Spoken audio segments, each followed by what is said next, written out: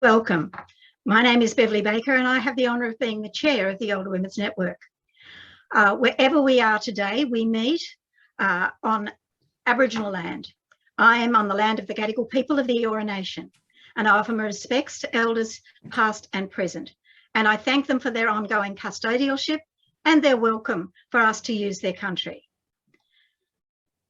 Older Women's Network is an organisation that has been working for over 35 years on issues of importance to older women. And we are really honoured today to be joined by our panellists, Professor Ann Burgess, Hayley Foster, Dr. Catherine Barrett. Professor Burgess has called the issues we are going to focus on today as having had the broom treatment. It's really time to stop sweeping sexual assault of older women under the carpet. I would now like to introduce you to Yumi Lee, who will be facilitating this discussion. Thank you and enjoy our seminar. Good morning, everyone. I'd like to first acknowledge that I'm zooming in from Gadigal country and pay my respects to elders past and present, and extend my respect to all Indigenous participants joining us in this webinar. We have with us, as Beverly mentioned, an amazing lineup of panelists, and we are really very, very privileged that Professor Ann Burgess is able to join us from Boston College in the United States, Hayley Foster from Full Stop Australia, and Catherine Barrett from Celebrate Aging. I actually told Ann Burgess a few weeks ago that if someone said to me that I'd be having a conversation with the Queen, I'd be like, oh, well. But if someone said, I'll be meeting Ann Burgess, I'll be screaming my head off in excitement. This is because Ann Burgess has worked for decades in the area of sexual assault, and her groundbreaking work in caring for victims of violence actually led to the establishment of forensic nursing. She's recognized as a living legend by the American Academy of Nursing. She's written books, she's still teaching, and she used to train FBI agents. We also have with us this morning Hayley Foster, who's been an advocate and strategist in changing laws to prevent violence against women. Hayley was instrumental in changing legislation so that victim survivors will be able to give evidence without direct cross-examination by their unrepresented abuser, as well as bringing about the affirmative consent legislation. She has over 15 years of experience in the community and justice sectors. And finally, we have Dr. Catherine Barrett, who started life as a nurse, and in that capacity, she worked in residential aged care. Catherine loves working with older people so much that she has dedicated her entire professional career to challenging ageism and building respect for older people. She established Celebrate Aging in 2013 to bring together her experiences of working in residential aged care and academic researching issues of concern to older people, and as an artist exploring the ways in which art and story can create momentum for cultural change. And the thing that I'm really excited about to share with you is that Catherine Barrett is also the founder of the Facebook group, The Kindness Pandemic, which has 500,000 followers and which recently won the Global Facebook Award for the most inspiring group. So it's safe to say that I am such a major fan of these women. Today, we'll be talking about how we can be an ally to older women who've experienced sexual assault and what we can do better to prevent sexual assaults from taking place. Please use the Q&A function to post your questions. And if we are unable to answer them in this question, we'll endeavor to do so by email. And if this session is triggering or if you require assistance, Natalie has posted the phone numbers in the chat for you, which you can use to reach out for help. So perhaps we can start with Ann. Ann, can you please share with us your first encounter with an older woman who experienced sexual assault? Where exactly were you when that happened, and what was her situation? Well, where I was when I had my first encounter with an senior, what we call senior citizen, was at Boston City Hospital. Linda Holmstrom and I had established a victim counseling program at the hospital to see anyone who had come to the hospital emergency room with a complaint of rape. And this one particular evening, a 73-year-old woman presented, and her story was so compelling. She was now 6 weeks since she had been raped, but she was getting more and more anxious. She was finding that she couldn't even hug her grandchildren. She was isolating herself. She was withdrawing from everyone. And what had happened is she had been raped and she didn't know what to do. The symptoms became more intense. She went to her local doctor, and the doctor says, "I don't treat rape." Can you imagine that in those days? I don't treat rape. But I've heard of this new program at Boston City Hospital. So they sent her over to see Linda and I. And in that time, that was my first encounter with somebody probably over the age of 30 that had come in. We saw that time 146 people between the ages of 3. And of course, 73 was our oldest victim. But it's so important for you to know that her symptoms were no different than any of the symptoms in younger women. And that's so important to realize, that the symptoms may be a little bit different. They may be, and we'll talk about that a little bit later, there may be more difficulty in the way they present because they don't like to report this. They are of an era that finds it very embarrassing, very humiliating. And here is this woman that thought that she could manage herself and their symptoms, and she couldn't. When it started affecting her grandchildren, and she also thought maybe she had contracted some type of sexually transmitted disease. And so she wanted to be sure that she didn't convey that to her grandchildren. So we were able to see her, to allay her fears, to get her into some counseling. And that became my first really encounter with a person over 30. So, Anne, where did that initial encounter lead you to? Well, where that encounter led me is that I wanted to study and see if the symptoms were the same in other senior persons. But also I had begun some work with the FBI down at Quantico, and they were seeing elder women who didn't survive. And I thought this would be important to speak for them. So I realized that there was something going on, that even elder women would be raped and then murdered. And that really set me into trying to understand the offender. Okay, and so Catherine, when you were working in residential aged care, what did you observe about how sexual assault was dealt with, and why did you decide to campaign to stop sexual assault against older women living in residential aged care? Well, I think, Yumi, initially, my first responses were really around supporting residents and internal reporting. But what really lit a fire in my belly was that I noticed the ways I was silenced. You know, there was a lot of silencing.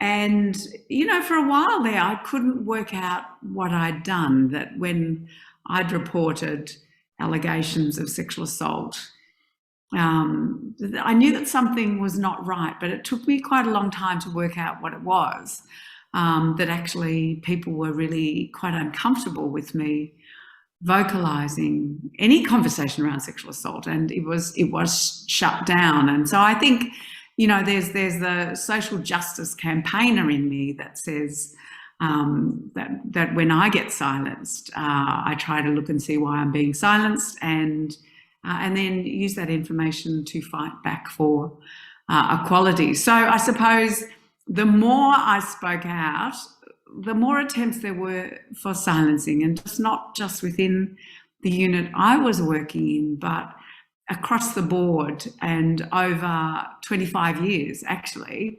And, you know, at one point I thought that all I would need to do would be to develop some education and resources, and we'd launch them, and this would just sort this issue out. But what I noticed was presenting at conferences, I was often the only human being in the room other than the next speakers. And so what I realised was this was not a technical form of change. This was not changing the dressing on a wound and giving people technical instructions. This was about people's values and beliefs. This was about the culture that people took to work.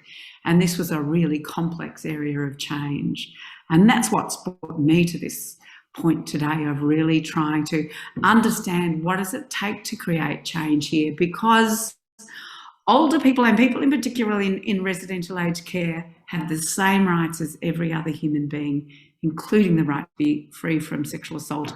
And we've not achieved that in this country yet. Catherine, and Hayley, following on from what Catherine said about the propensity to silence survivors and victims, do you think it is fair to say that in the domestic, family and sexual violence sector, that older women have been invisible and perhaps still are invisible? And why do you think this is the case, and what needs to change? Yeah, I absolutely 100% it is invisible. And I think it's that, we already know when women speak up about sexual violence, it's really difficult to hear. There are so many deeply entrenched views and values around victim blaming, minimizing and excusing that behavior, and really a lot of backlash around women speaking out like that. And so you've got that compounded with endemic ageism, and all of that form of oppression and discrimination that takes place as well, intersecting with that. So you can imagine, and I guess the other thing is that we've seen younger women, young, beautiful, vibrant, well-educated women standing up and speaking out and being really public about what has happened to them. It is no accident that the people that have felt that they could do that and have the support to do that are the people that, I guess, fit that box and don't have those other forms of discrimination. It's hard enough just as a woman to do that. But it's no surprise then that as well as older women, First Nations women, women from a culturally and linguistically diverse background, women with disability, they have all these other forms of oppression and discrimination thrown at them. So they know that the backlash is going to be so much greater, the disbelief, the victim blaming, all of that is going to be so much greater. And so we don't actually see their faces, and we don't see people standing up and speaking out in that way as much as we need to, because I think that there's so much power in that as well. If people can see somebody that looks like them, that they can relate to, that's been their experience, then that's so validating. And it's so, it's like you have to see it to be it, right? But I think ultimately it is invisible. And I think part of that as well is because people don't have a great understanding of what sexual violence is all about. They think it's about lust and, having a, big libido and wanting to go out and, but actually what we all know when we're working in this field is that it's about power, and it's about where there is an imbalance of power, and that and somebody chooses to abuse that power that they have. And so we're not surprised that we see older women targeted in this, because on top of the gender power imbalance, we also have the power imbalance of particularly in residential settings and those sorts of areas where there is increased dependency. There's increased vulnerabilities in those other, in the other sense of the word. And so what that means is they are more at risk of having their power taken away and having that disproportionate power taken advantage of. So I guess what I would say is that we see it every day on the front line of our sexual violence helpline. And I thought what really resonated with me around what Anne was saying is that the effects are almost exactly the same. It's just that there's that additional pressure and all the stereotypes and I guess a lifelong of sexism, lifelong experience of sexism to compound that, and the victim blaming that people have lived through their whole lives, that it makes it so much harder to, I guess, not feel that blame or shame. And that's something that we really feel when we speak to older women in this situation, is that there just seems to be so much more shame and blame and self, and not, wanting to take some degree of responsibility for it. And that is because that is what the society has constantly told women their whole lives. So I think it's really goes to the part of the, misunderstanding what sexual violence is. But I think on the positive note, we actually are getting more and more awareness. And I think even with young people like Brittany Higgins and Chanel Contos and others standing up, we're getting a lot of older women calling us and actually talking about what's happened to them for the first time. And it might have been a week ago, a month ago, a year ago, or 40 years ago. We're getting more and more people standing up and saying, what, that happened to me, and it's not my shame. And it's really empowering. I want to actually talk to someone about it. So I guess on a heartening note, I think things are changing, but they need to change quicker. Probably the last thing, and I'm carrying on now, is around the economic insecurity. The other thing that I think puts a lot of women that we support who've been impacted by sexual violence, a lot of that's about economic insecurity and dependency, financial dependency. And we know we have a massive problem. It's just an absolute national shame that the fastest growing homeless population are older women. And older women have got such a disproportionate lack of resources to support their well-being. And after a life of giving and caring and supporting. And so that, I guess, we see a disproportionate number of women contacting us who are feeling very, very stuck in situations because of that economic insecurity.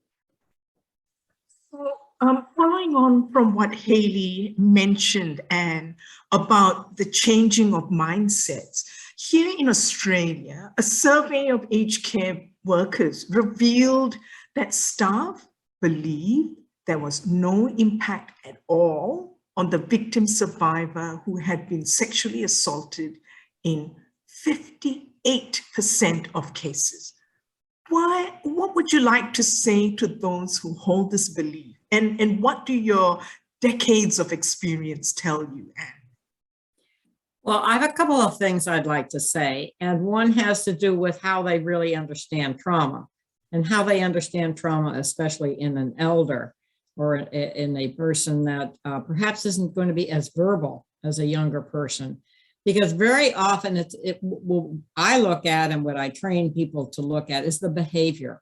What is different in the behavior? And when you look at behavior, it usually is going to have very clear signs of change. These would be women who perhaps had been up and about. Now they're withdrawn. They don't want to see anybody. They've isolated themselves. They are ruminating, if you will. And that's because that's the impact of the symptoms that are showing themselves. The other thing I'd like to say is that they don't appreciate the impact that elders can be raped, certainly in residential settings, as well as young people that are out and about, so to speak. And that it does happen. That's why we need to be sure to emphasize this.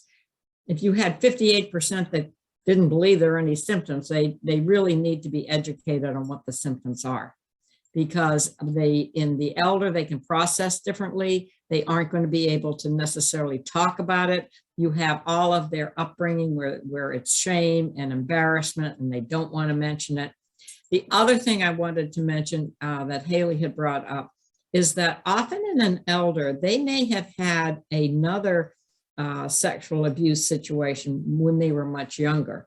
And you have to always consider that and to see whether that is compounding, if you will, the reaction that they're having now when they're in their 60s, 70s, or 80s to what had happened to them in their teenage years or their early 20s.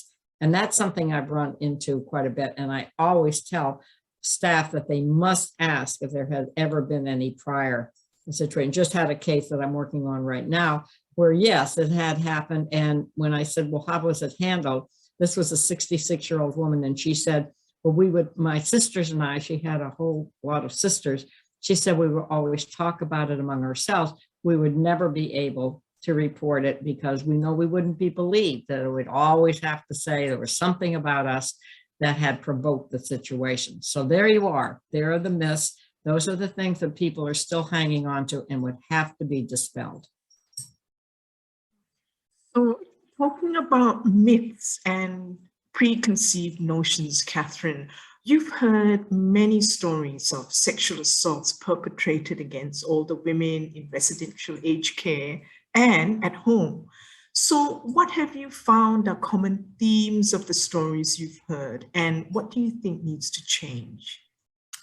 Well, I think a really interesting reflection on what Anne has just said is, and, you know, beautiful language, Anne, that somebody who has had a contemporary or recent sexual assault, but also had an historical sexual assault, the historical sexual assault may compound the trauma that they're experiencing right now.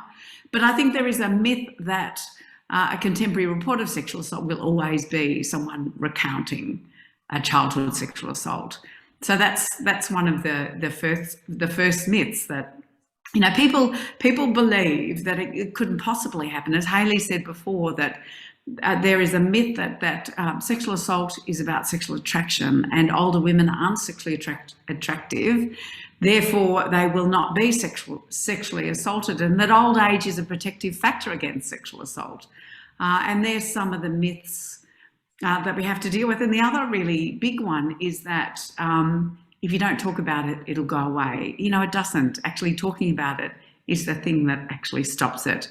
Not talking about it exacerbates the problem, doesn't hold perpetrators to account, doesn't build the skill set of service providers or community members to help create change. And I think the other myth as well too, that I think it's incredibly important, we're at a point now with the Royal Commission into Aged Care last year, you know, there is a lot of finger pointing at residential aged care. There is a lot of need for reform, absolutely, without a doubt. There would be few people who would contest that. But I think in relation to sexual assault, we too often point the finger at residential aged care and say not good enough, as though this was the essence of the problem. This is not the essence of the problem. This is where one of the manifestations of our lack of action in the broader community, you know, at government, at all levels of society, we have ignored the needs of older women. And so there has not been policy or inclusive services for older women across the board. You know, in rape and sexual assault services, there have not been explicit messages of welcome for older women. In family violence services, we haven't done that. The police have not done, I don't know of anything around this country that says, if you want to report sexual assault, you're welcome to here as well. There has not been that reaching out at every level. We've not looked at courts and how courts could be more inclusive for older women at every level of society. So there is this myth, Yumi, that this is something that just happens in residential aged care. 50 sexual assaults a week are estimated. I believe the issue is going to be even greater in residential aged care, in the broader community, older women's own homes, intimate partners, other family members, and service providers. And we need to challenge, if we're going to knock this issue on the head, as it really looks like now we have momentum to do that, we need to understand that it is a myth to think that this is just something that happens in residential aged care. Right, Catherine, you brought up an important point, as in, is society ready wholeheartedly to deal with this problem? And so perhaps I should throw it to Hayley to say, you work extensively and intensively with domestic and family violence as well as sexual assault services. Do you think they are equipped to support older women at home or in residential aged care? Should there be specialized services for these women? Should there be training? Should all of these services make sure they're inclusive of and reaching out to older women? The answer is no, services aren't. And, you know that everyone on this call and everyone watching it who's had any experience will know that by and large, no, services aren't equipped, but there are many services that are, and we tend to know who they are at the moment, but we absolutely need to. We need to do both, right? So we need to make sure that we are upskilling our sexual and domestic and family violence services and able to respond appropriately, those, you know, right across the board, but also we need to be working with the aged care services and also disability, but you know, that's again because we have a lot of older people with disability as well, so who might be engaged in that service system, and we need to skill them up. It is an absolute responsibility to make sure that people who are working in any of those frontline service sectors are able to identify those I guess symptoms that Anne was talking about of trauma, be able to identify the risk or that somebody may have experienced and be able to be a safe person to disclose to and have that skill and respond appropriately, and also be able to make a really effective referral, a warm referral, to make sure that people have the adequate support that's available. That's incumbent on everybody in every service system, that they need to be able to do that. And I think when it comes to the sexual, domestic and family violence sector, what we urgently need is older women-focused specialist workers within each of those major services, that it's their job to actually bridge that gap with the other service systems. So, and then combining with the wonderful training that we know is available to upskill the aged care and residential care workforce. But having that conduit between the sexual, domestic and family violence services and the aged care and residential care sectors is really important, so that people have confidence, they have a relationship, and they know how to reach out to if somebody's disclosed something or they're worried about someone's safety. So I think that that's something we should be advocating very strongly for. I know when I was heading up a peak body in New South Wales for domestic violence, that there were 2 services across out of the 27 services that we were representing statewide. Only 2 of them had an older women's specialist worker, but the amount of progress that was able to be done, because it was about linking up and really skilling up and supporting and having those relationships with people who are in the aged and residential care setting, which is really important. I think the only thing that I would also say is we can talk a bit more about what a response looks like, but the whole point is that we're still having, and this is what we hear time and time again from the women that we're supporting, older women, particularly in a residential facility, is that, and when you talk about that awful figure of how many people are disbelieved, how many people like it's swept under the rug, this is the experience of the older women that we're supporting, is that the agency not only does, the heart of sexual abuse is about taking someone's power away, but the service system responses are time and time again doing that and redoing that, where they're taking all the power and all of the, of the processes, and there's no autonomy, there's no respect for what that person wants or feels that they need, and that I think is at the crux of it, as more so than anything, is just how to actually, everybody has to be skilled up to be able to provide a trauma-informed response, and that means making sure that that person has agency, that their dignity, their confidentiality and their privacy and is intact, that they have all the information available to them to be able to make informed decisions about how they want to go forward, and that they have access to specialist trauma support to be able to have a safe place, a knowledgeable place to brainstorm and think about what they want to do, and be supported to follow that path.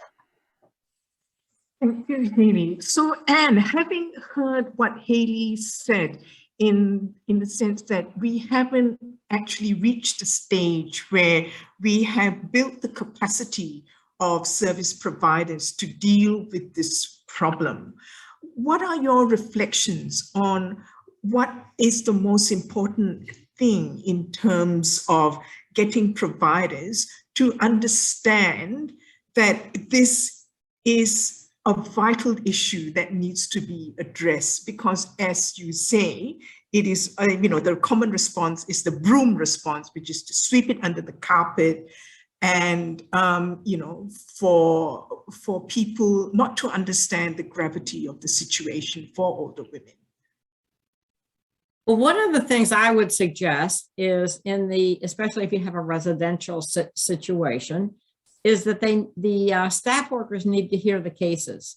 because case learning and case presentation is very powerful. So that there are many, many cases out there that can be read to the staff, and to say, how would you do some role playing? How would you respond? So they begin to get themselves involved in not necessarily their own case at wherever they are, but just in general. And that's what we would call here in the States, just continuing education to get them up to speed. The other thing that I think is very important when you don't have staff that are well versed in all of this is to have your, what we call the case consultants come in and do an analysis of a case. And sometimes that is very, very helpful, where they feel it's not someone that's in their own system, but it's someone that comes in and they can ask questions and they can talk about it that way.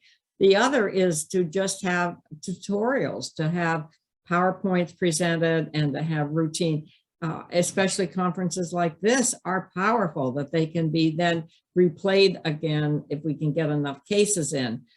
That I find is very, very influential on just regular staff. Have a list of services. I think what Haley had mentioned is that you can have resources that are available. The other thing is to get the law enforcement to come in. They need to join in. They need to say, they can be some of the barriers, if you will. What do they think? Do they believe some of the myths? They should sit in so that you're not just teaching or training or discussing. It can be informal, but with the team. A team approach is very, very important.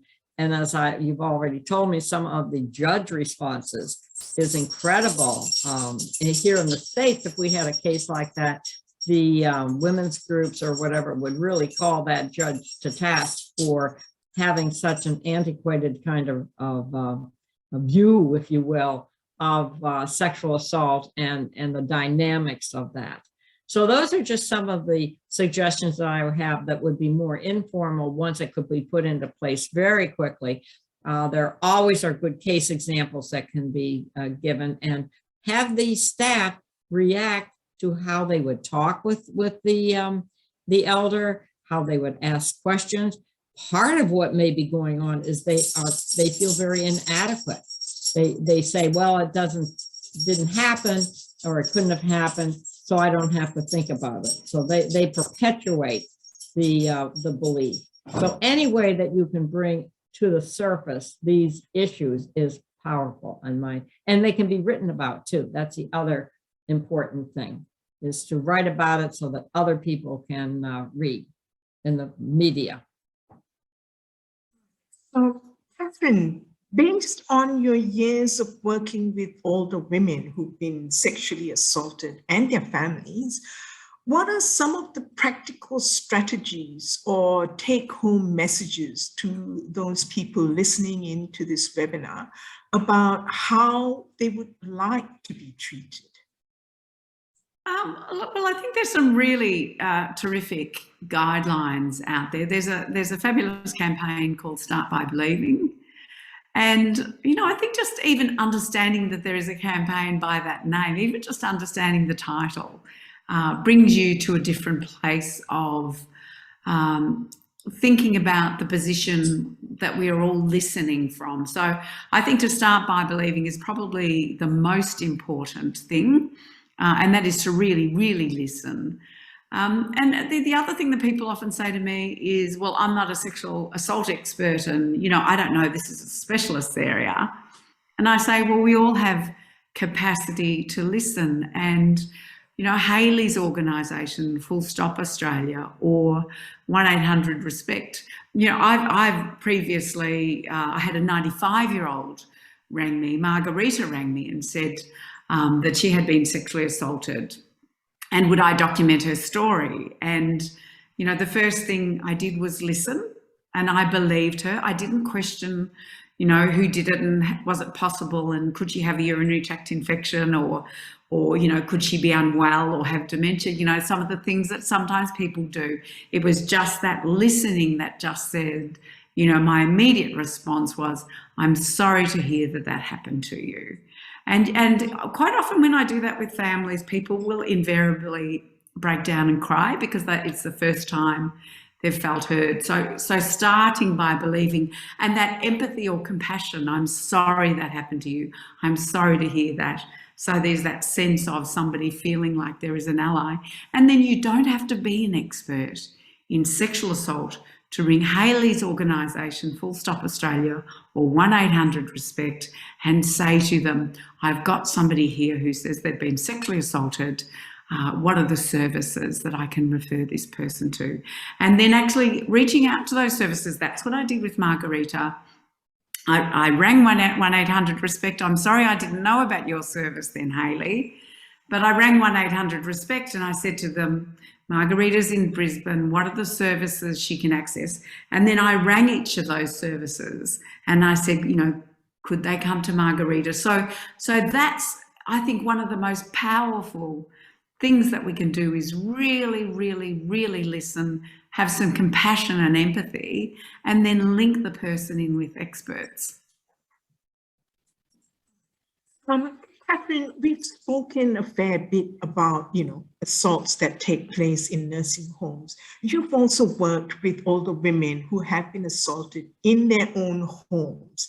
So what do you say to these women, and what are their situations like, and what is it that prevents them from reporting?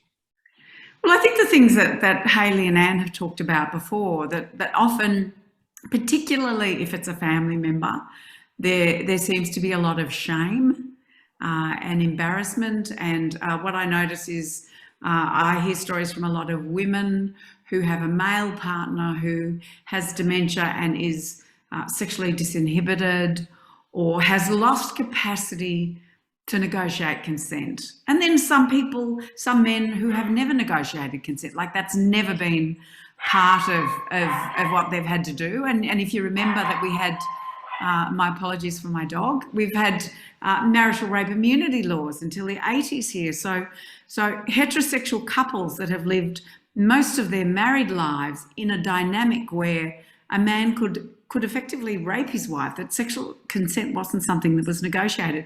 So all those things come to this situation when if an older woman is sexually assaulted by a family member, there's a sense of loyalty often to her male partner. There's a sense of, as Hayley said, you know, the economics of it, like, and the security. Where does, you know, if an older woman says that she has been raped by her husband, how do they tell their children and their grandchildren? What happens to their home? Where do they go? And so often, you know, women want to find ways of being able to be safe and to have their needs met, but to be able to make those situations work. And that's why it's so incredibly important that organisations like Full Stop Australia and 1-800-RESPECT are there to help. But I think the other thing that that I'm really passionate about too is the power of aged care service providers to make a difference.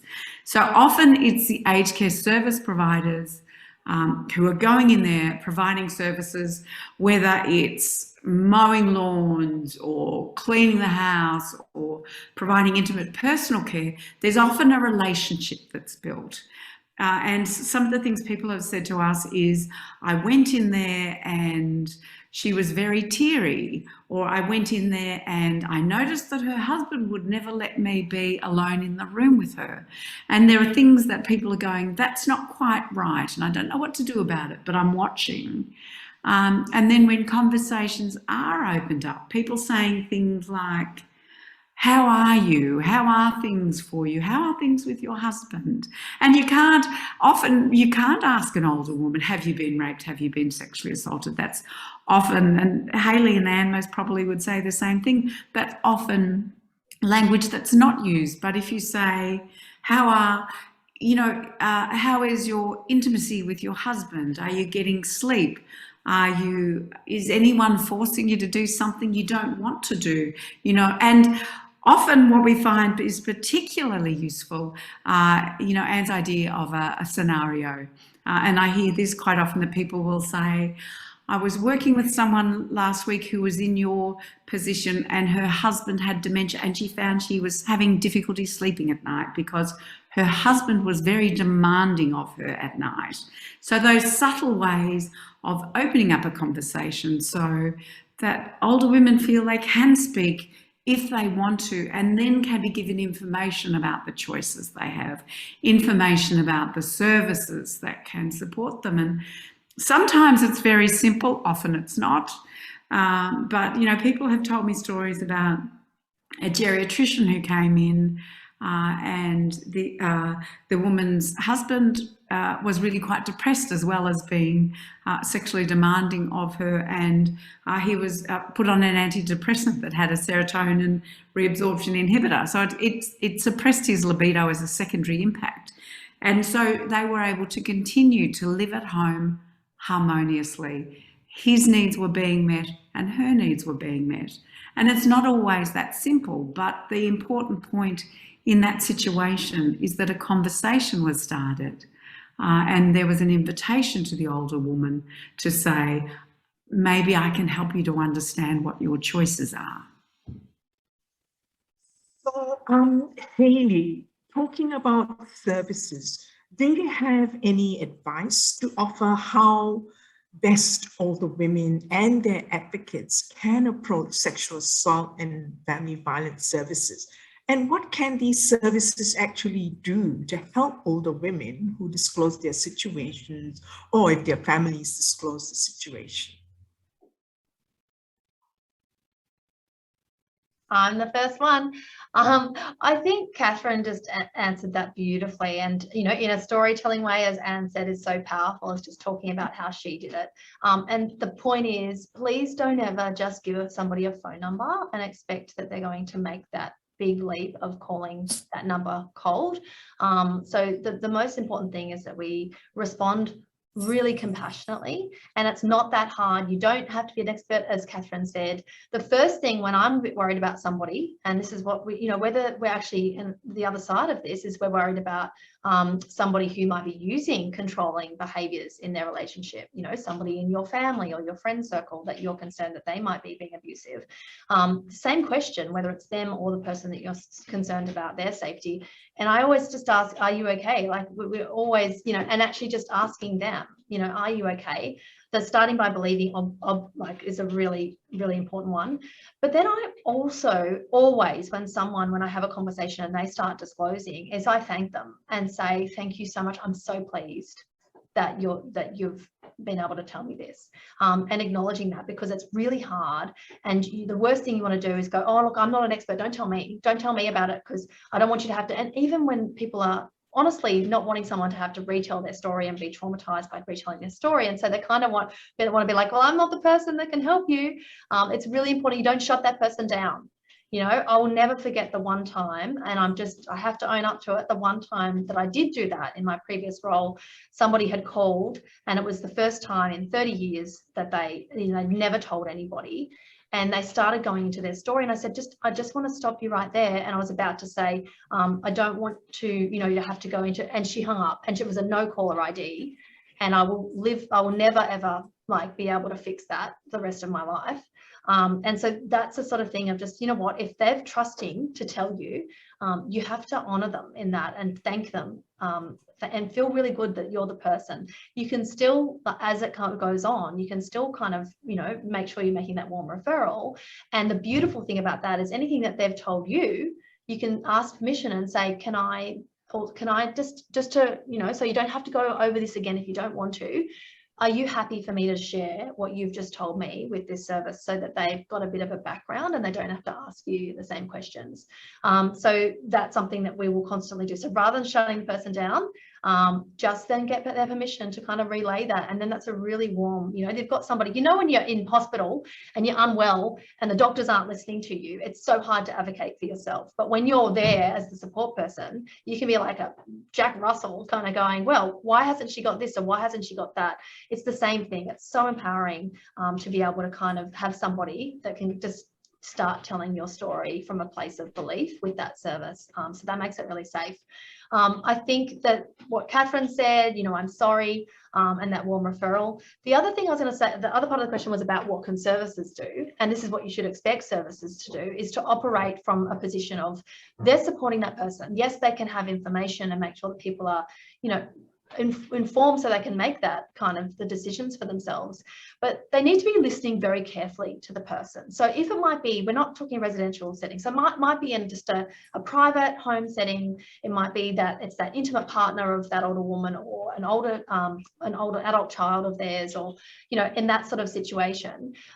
When you hear her talking about what her concerns are, often it'll be material things. Like, I couldn't possibly afford a roof over my head. I've got no options of where else I could live. I have no other options of income. I have no idea how I can access that. I don't have access to any of the finances, etc. I don't even know how much superannuation he has or whatever. And also caring responsibilities. Look, I can't do this because, you know, he's got, you know, early onset Alzheimer's, and he's, you know, or he's, you know, he's disabled, or he's depressed, or all these sort of things. And so there might be really material kind of caring responsibilities that she's just like, I can't reconcile these things. So I think unpacking that and finding out what are her, what she sees as the priorities, and then brainstorming and getting resources in and seeing, you know, can we work this out together? You know, can I bring in this person and this person, this person, to get some advice and see if we can work around some of these issues that are obstacles for you.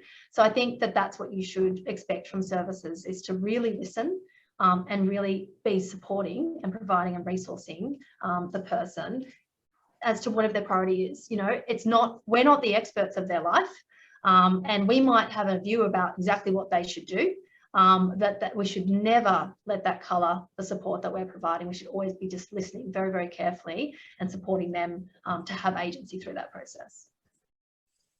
Thank you, Hayley. So, Anne, Hayley talked about, you know, the need to look after some of the material requirements for the older women. Now we'll move on to the perceptions and how we see these things. I'd just like to highlight a case where an aged care worker reported her male colleague for sexually assaulting an older woman in a residential aged care home. So what happened is that DNA evidence was actually found on the breast of the resident, and the accused had reportedly exposed the breast of the resident, and the co-worker had walked into the resident's room to find the accused lifting his head from her breast. The judge said that there was inconclusive evidence because the DNA of the man could have fallen from him as he was talking to the resident onto her breast, and therefore found him not guilty. We don't have the full transcript of the case, but just based on this information, what comments do you have with regards to how stereotypes, prejudices, and/or ageism come into play in cases related to sexual assaults of older women? What do our judges need to know about sexual assault in these settings? Well, certainly in this case, the judge needs to know, or he needs to be challenged on what the forensics are. That's amazing that he thinks that there is forensic evidence that someone can breathe on a part of the body and the DNA can be there. No, it's got to be saliva. It's got to be something that comes from the mouth, not breath. So he, as I already said, he should have been challenged on that, because that would make history. We need to write it up if that's really so. It's more important that he be told more about what are the myths out there. That's his bias, that he just doesn't think that a staff worker would have any type of erotic attack reaction to the elder. And that's where I think we need to really keep challenging them. Also in the States, that type of situation would be picked up immediately by women's groups, and he would be called out to show more of his evidence that that actually could happen. So we try to use feminine power, if you will, in these situations where judges make incredibly unusual decisions. And we've done that in very successfully in several cases. So that's where I would like to see some advocacy go there with the groups that you have already identified that Catherine and Haley have talked about. So it really speaks to the judge not having a good idea of what the forensics are. And I don't know how much they come into play in terms of your cases. The other thing that whenever you have a case like this, that I get involved in are civil suits. And that is, it comes forward to make a residential facility to be responsible for their staff. And obviously in this case, certainly should be looked into what the staff member was doing with his face so close to her breast. That makes no sense. That makes no nursing care sense to me at all. And, you've done a lot of research on the mind of the perpetrator. Can you share a little bit of the insights you've gained with results, particularly in relation to these types of assaults perpetrated against older women? Well, that's where my work then kind of veered off from the victim, because people were having such difficulty understanding how men could be attracted sexually to an older person. And so we did a study, we looked at, and I still conducted it, and found that there are a number of reasons or motives, if you will, of why someone would wish to have some type of sexual encounter with an elder. And that has to be looked at, because there are categories. It can be they can easily be typed. Sometimes they are categories where it's just a vulnerable person and they want to be dominant over it. Other times it's really misogyny, where they really are angry at women. That can even lead to the lethal outcome with a elder. We have a retired FBI agent, Mark Safrick, here in the States, whose entire research has been on the elder, the death, the rapes and murders of elder women. And he's gone into why is it so often strangulation. We know strangulation is important in domestic violence. It's a close personal kind of a crime. And we have been able to identify some other categories that I think we need to dispense more to other countries. Excuse me. So, Catherine, in relation to the case that I just outlined, do you have any comments on what this brings up for you in your work?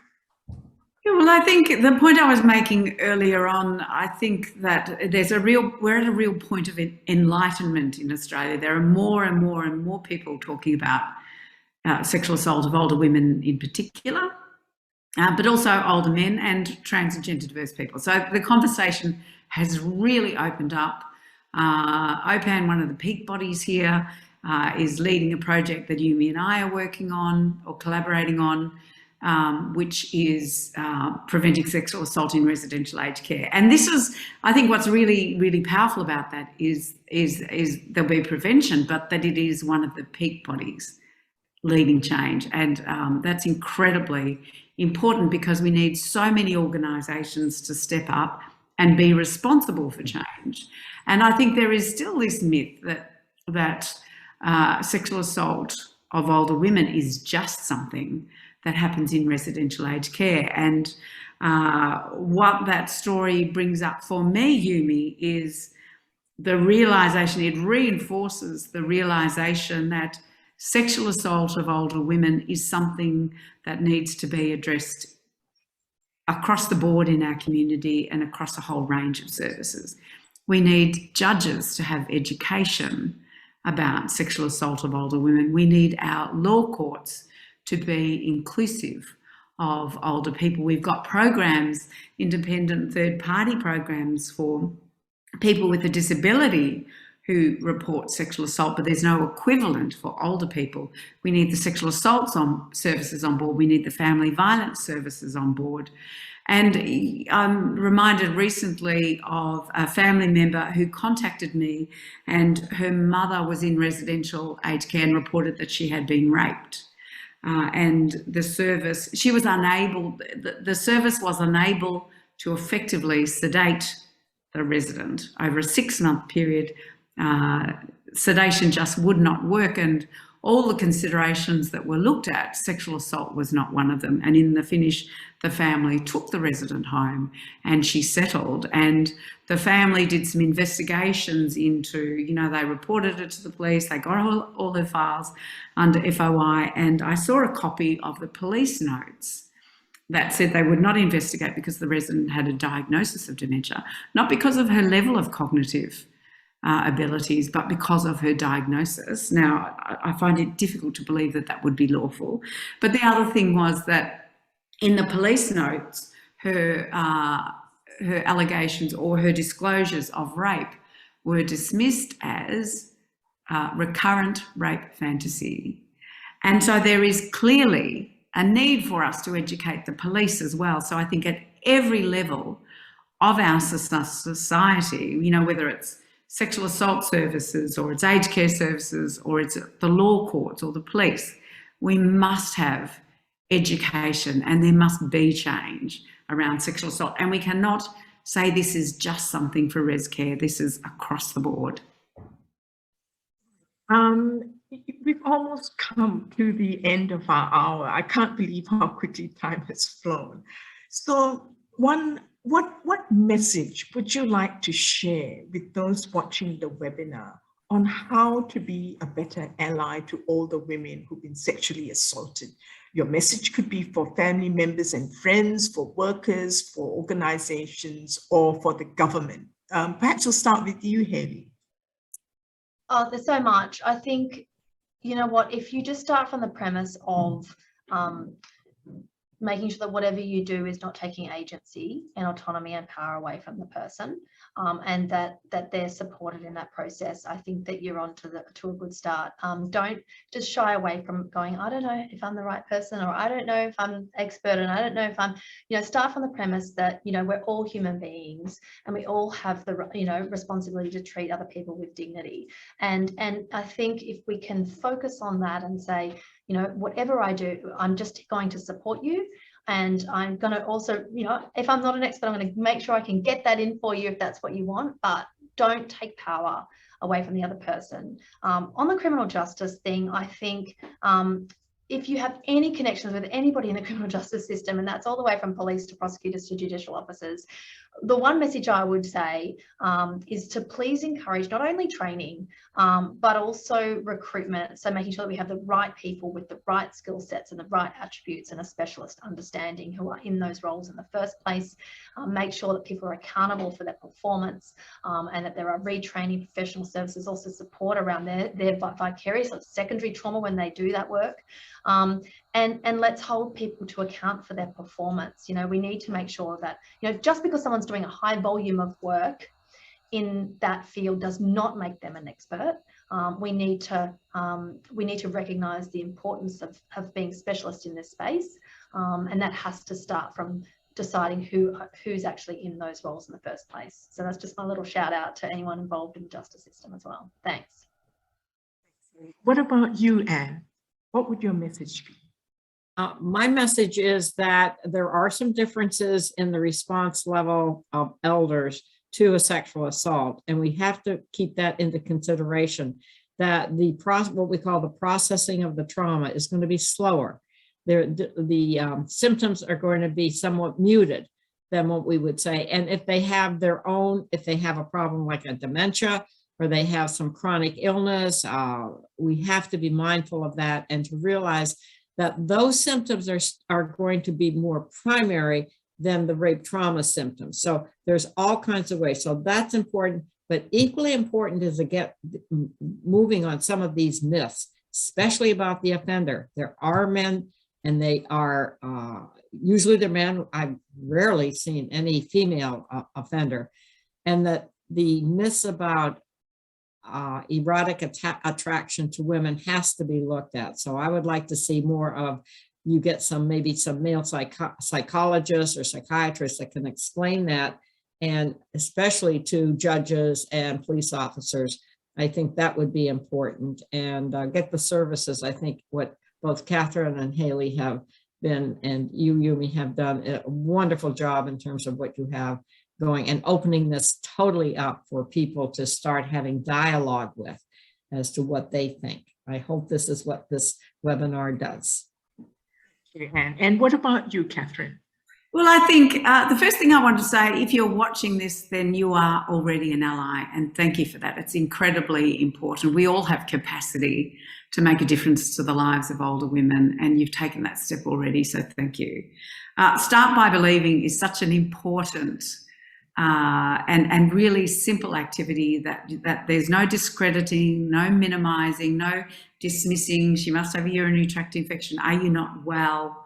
Do you have dementia? There's none of that. It's really starting by believing. The other thing that I notice as well too is giving older women permission to talk about it.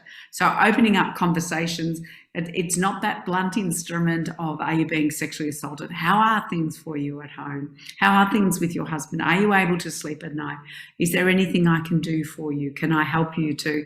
And so letting the older women know that you care is a really important step to her being able to open up to you. And the last thing I want to say is that each and every one of us have a role to play in challenging the particularly caustic form of ageism that older women experience. The derision, the humour that is directed towards older women is particularly caustic. And I see it across my social media feed, in particular younger people imitating older women and you know, almost collecting all forms of older women's vulnerability and imitating them as art. And I think that needs to be challenged, and we need to challenge the ageism and sexism directed towards older women in the media. So that starts with each and every one of us. And when we do that, then sexual assault will be something that we absolutely will not tolerate, because we have a different value around older women.